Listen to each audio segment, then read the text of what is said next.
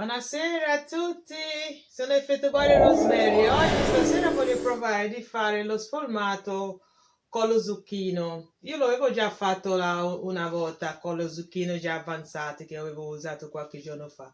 Oggi invece provare di fare fresca fresca lo zucchino con cipolla, un po' di uovo e insomma. Questi sono quello che mi serve per me per fare lo sformato. Lo zucchino già belle lavate e tagliati, un uovo, la cipolla, formaggio, olio giustamente e poi la pasta che è già bella stesa.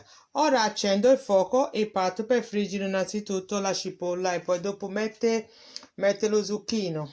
Bella calda, ora metto un po' la cipolla e lo faccio cuocere per un po'.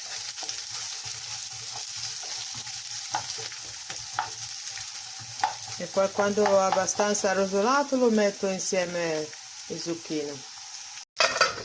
Lo sformato semplice, semplice, veloce, veloce.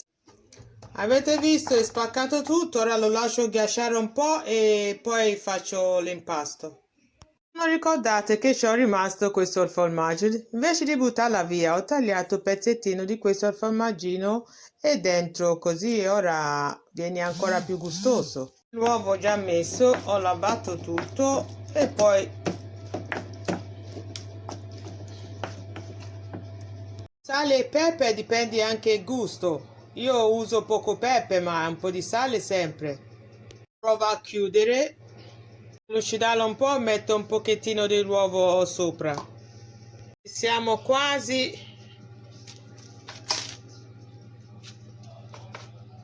Il formato è pronto per essere infornato.